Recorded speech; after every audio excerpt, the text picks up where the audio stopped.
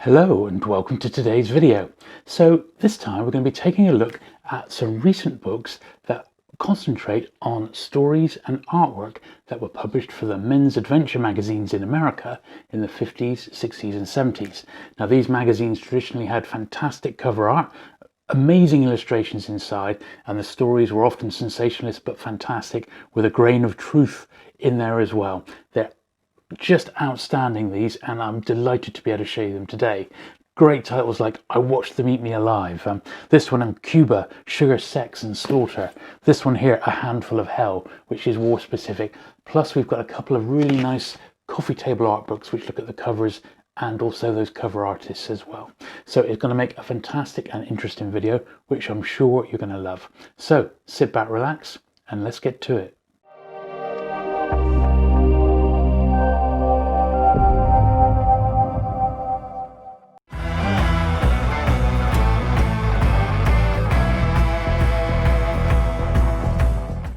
Back in March or April earlier this year, I was listening to my favourite paperback podcast, and that's Paperback Warrior, and the hosts Tom and Eric were discussing this very book here, which is I Watched Them Eat Me Alive, and this is part of the Men's Adventure Library Journal.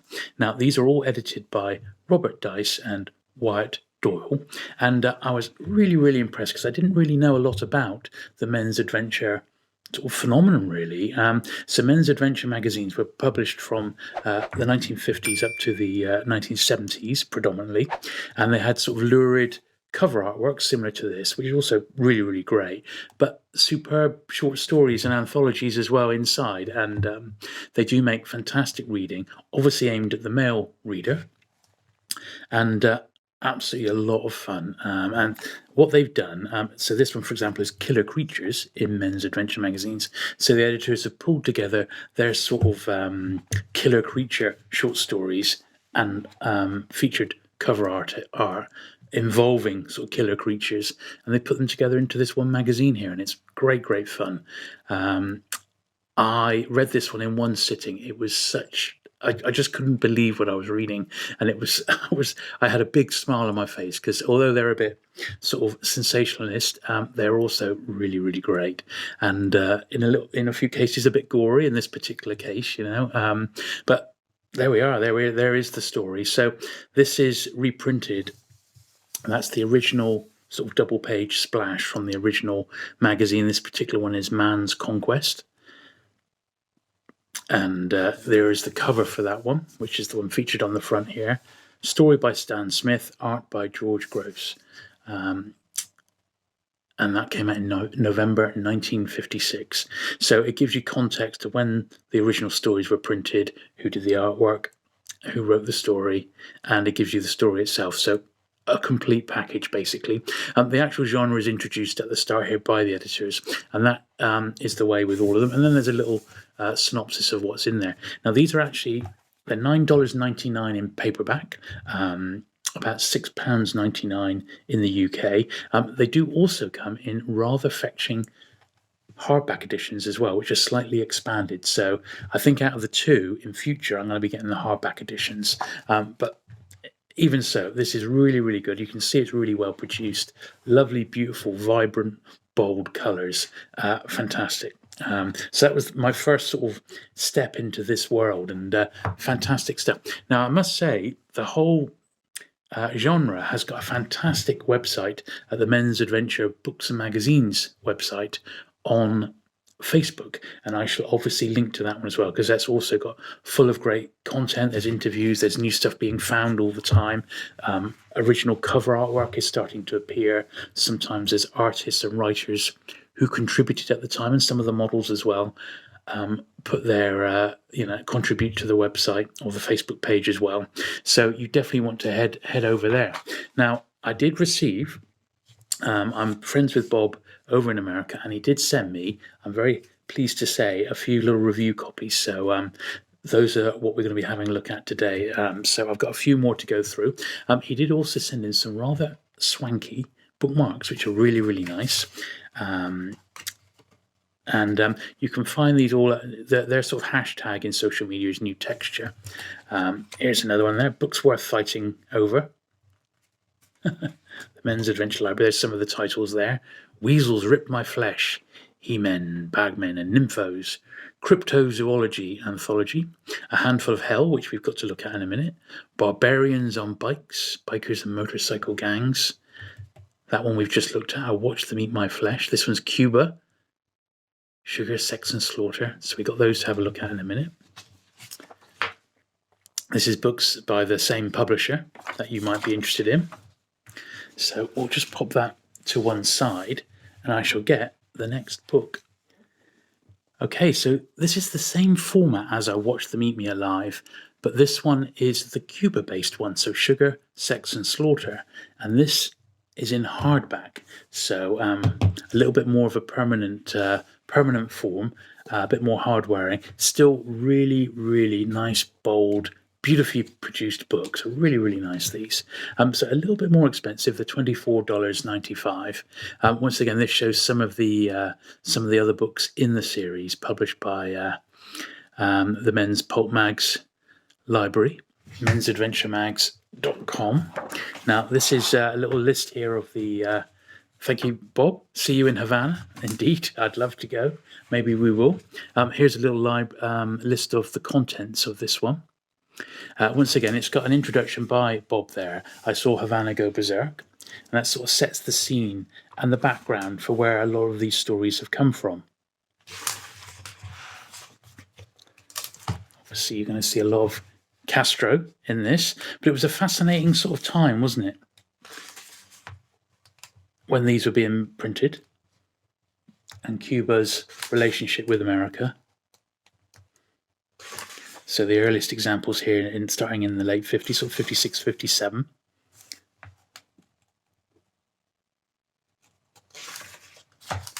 And examples of some of the great cover art.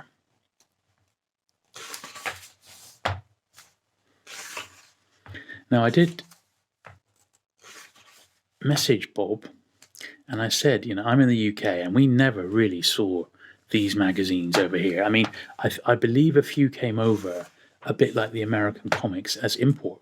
Some of them possibly as ballast, but, there was a few came over as import, but very, very few. We got a few of the American digests imported, but not many. And maybe because they seem to be aimed at an American audience, particularly this one, more than anything else. But apparently the actual stories themselves, so this is a really good extract here, the stories themselves were reprinted in Wide World magazine. This is quite good. This is look at Viva Eva, Men's Adventure Supermodel in Cuba. And Norm Eastman there using Eva Lind as a model. So there's an example there where there's a photograph being taken, and then the artist has used that as the basis for the artwork. So apparently they weren't really readily available in the UK or anywhere really outside of the USA. So apparently quite a few of the stories though were reprinted in the British magazine Wide World magazine, and that's not really collectible over here. There's an awful lot of issues, and I myself turned a full run of them down just a few years ago because I just didn't have the space and I didn't really see the attraction of them. I might have thought differently if I'd have known that there was a lot of these sorts of stories in here, because this definitely appeals to me these days. Sort of 1950s crime, and to some extent even science fiction, because they're generally a bit shorter than the massive tomes that you get today. You can generally sit down and do them in a sitting or two, and that's really why I like them. And these right up my alley. So as you can see, this one includes some longer stories compared to the first one we looked at, but the hardbacks are expanded versions, so they get the chance to put in some longer stories as well as the shorter ones. Here's the Galleria, and this is some of the classic covers. This is Real Men here from 1968. I just flick through because it's quite a long old book. This one, Cavalcade and Cavalier.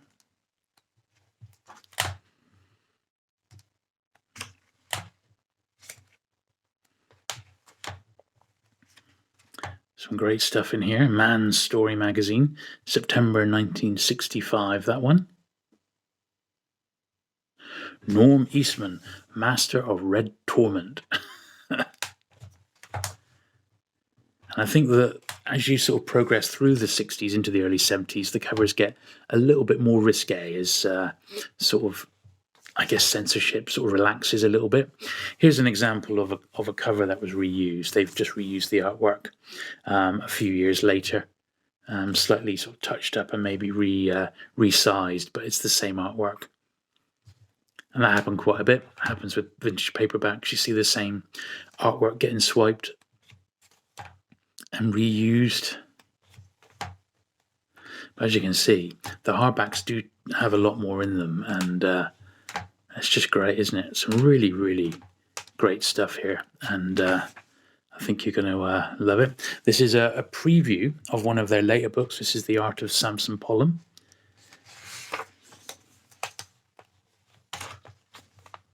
And this one here, Pollens Women, which we've actually got a copy to review in a minute, so look out for that one. It's great. So there we are. That's like the second one we've got to look at. And it's, as I said, very similar format to I Watched Them Eat Me Alive. It's the same size. It's just like a hardback version of it, and really, really great. There's lots of reading in that one. So there's one more in this format, and that's this. This is A Handful of Hell.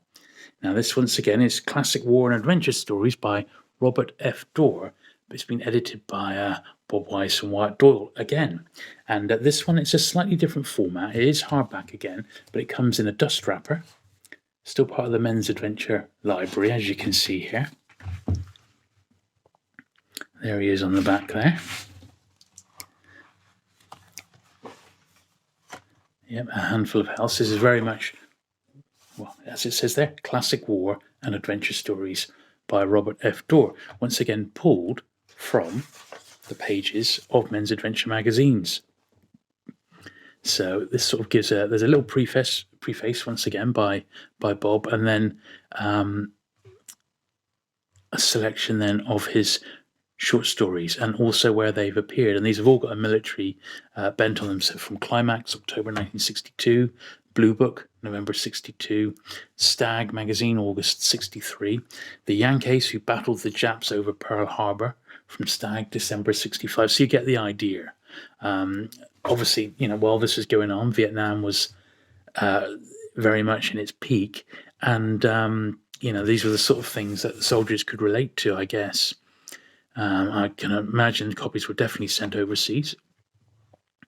So here's the little introduction here.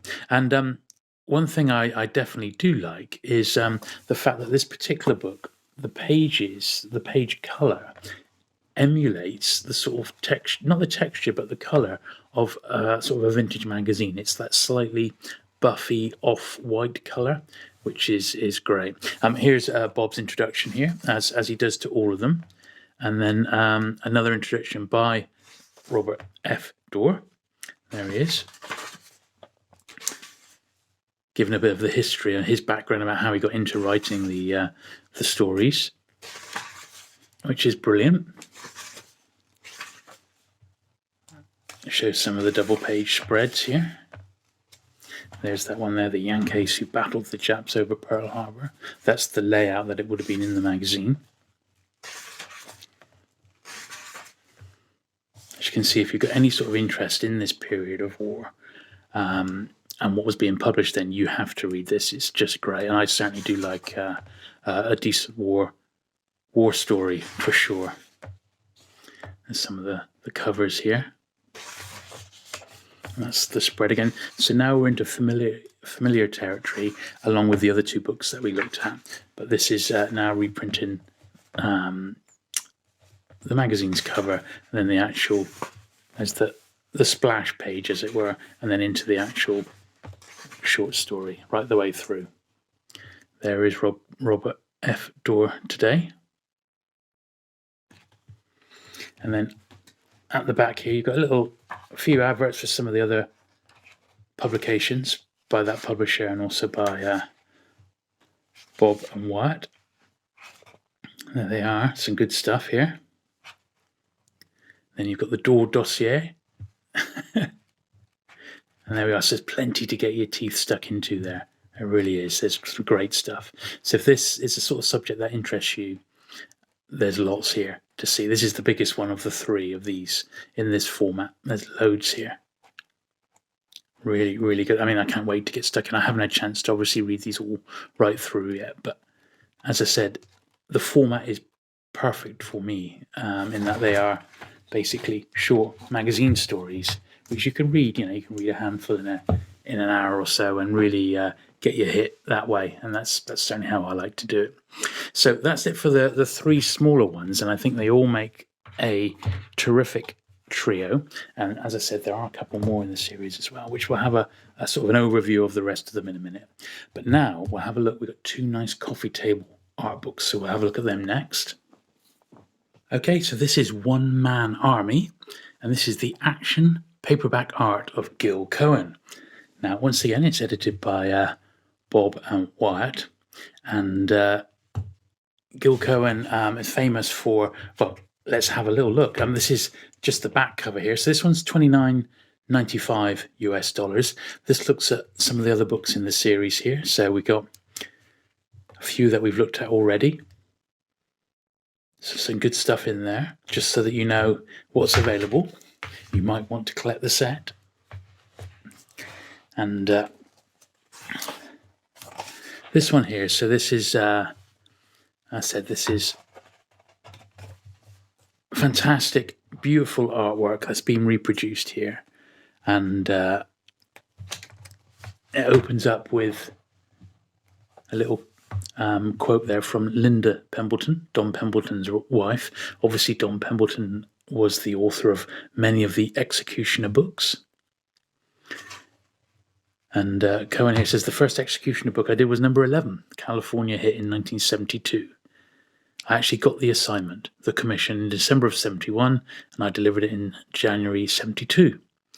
Pinnacle asked me to take over doing the covers, and I redid a few of the first 10. So they were all in the same sort of style then.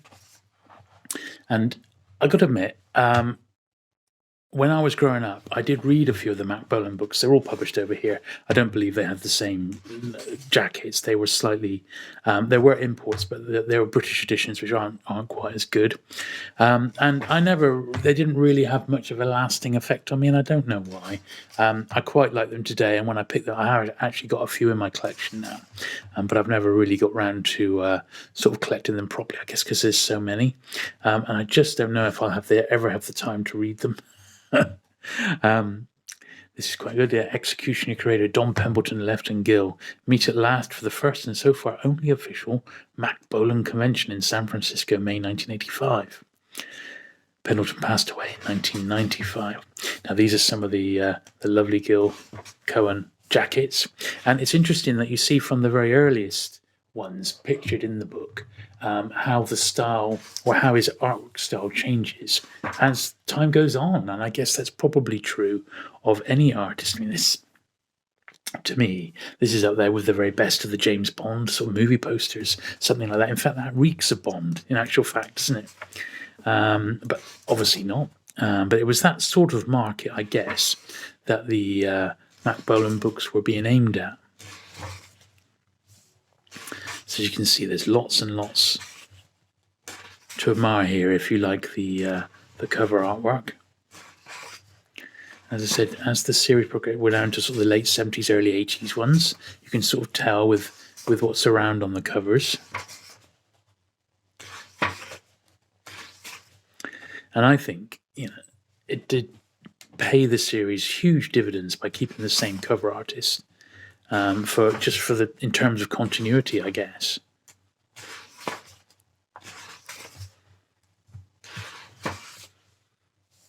And they're great, aren't they? What a tribute, having all these covers here. Now, thankfully, I'm just going to jump ahead here a little bit now. Thankfully, at the end, they do give you a checklist so you know exactly where they've all come from. Some of these, I think, are real works of art. That's particularly good and detailed, that one. Must be nice to own a few of these as originals. Yeah, so at the back here, they do give you the checklist. So if you were wondering where you'd seen that bit of artwork before, they sort of go back so you can see. So key to the illustrations, the earliest executioner on page 3 is when he redid number 1, and then they go all the way through the series. And some of his other ones, Super Bolem, Able Team, Phoenix Force, and Super Phoenix Force. There we are. So, and there's an advert for some of the other books in the series. So that's a real dedicated look at the art of Gil Cohen. And if you're at all a fan of Don Pemberton's Executioner books, I guess you have to have that. It's an absolute essential. Okay, so the last book we've got here is Pollens Women. Now this is the art of Samson Pollen, once again edited by Bob Dice and Wyatt Doyle. And this looks at, the art of Samson Pollen and his fantastic cover illustrations for a lot of the classic men's adventure magazines. And boy, oh boy, just from the front cover there, you know you're in for a treat. Just look at everything that's going on there. It's just incredible, isn't it? Another great illustration on the back cover there. Don't know what's going on there, but it looks good. A lot of action, isn't there? So I'm hoping we can just about get this all in. Here we are. So the art of Samson Pollen. A great introduction here again by Bob. And it just shows basically his early work there. So he was on a couple of early Midwood paperbacks. That one there, All the Way, by Mike Avalone. That one by Ori Hitt. And there is Samson, very 18, a young guy there. And like a lot of these artists, they started in the late 1950s and went up into the 70s. Examples of the fantastic artwork. I mean, really, really detailed artwork. I just love it. Fantastic. Here's a movie poster there, Slave of the Cannibal God. That was a Ursula Andress film. I don't think I've ever seen that one. She's quite famous as the first Bongo from Dr. No. Here's some of the artwork before it's been put into place. So you see what it's like. Very, very good, isn't it? So there's that one there, the Passionate Pushover. So there's that original artwork, and there it is, actually within Men magazine from September 1962, and some of the other bits we've seen there. So just shows how it was implemented into the magazine. Incredible, eh? What detail! Really, really incredible.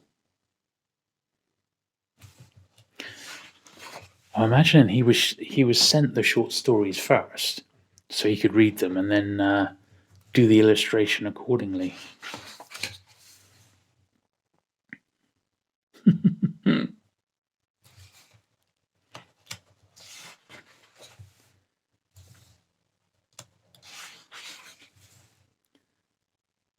Johnny Calhoun's Girls from Stag magazine, December 72. So there were limits, obviously, to what could be shown, but that's part of the appeal. And they just made these men's adventure stories all the more fun with a really terrific cover artwork, you have to say, and interior art, just amazing, absolutely amazing.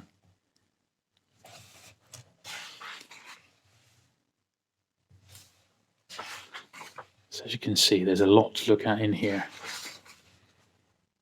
If you're at all a fan of men's adventure magazines, this book is absolutely a must.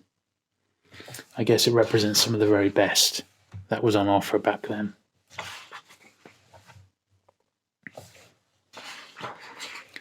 Amazing to think some of this is 50, 60, almost 70 years old now. Quite incredible. You just wouldn't get this level of detail or effort in something published today. So that's featured on the front there.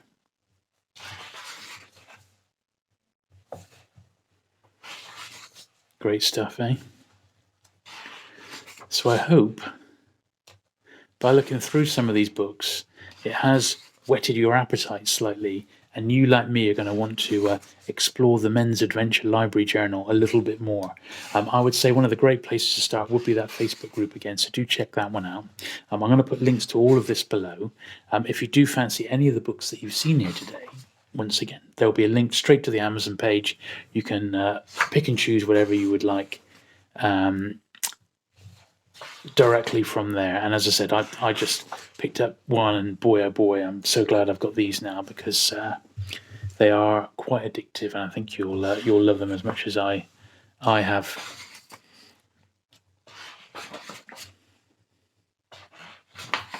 Do have to thank Bob for sending me a few copies for review. Very much appreciated, Bob, so thank you very much for that.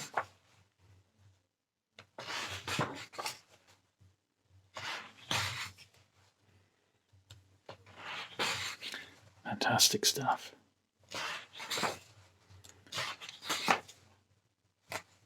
Be nice to have a few of these, but the actual magazines themselves are so expensive, particularly if you live in the UK. They're like generally 15 to 20 pounds a pop, and then you've got to get the postage over as well, and it does become rather expensive. But if you ever do come across any in the UK, do leave a comment below. Have you ever come across these sorts of mags in the UK before? And if so, have you still got them? There we are. And there's another little look at some of the ones. If you did like that one, there is also Pollen's Action. So it's his sort of more action ones rather than Pollen's Ladies. So, but there you are. That's that. That is that one. And great stuff. So there you are. I hope you've enjoyed this little look at that Men's Adventure Library. Certainly some fantastic stuff to get stuck into there, and I think you'll really enjoy it. They really have picked the real cream of the crop there, and those stories are just so much fun. I think you'll just love them. If you have enjoyed today's video, do please give it a thumbs up. Do please consider subscribing for regular vintage paperback and magazine content, and I shall look forward to seeing you again very soon. Bye.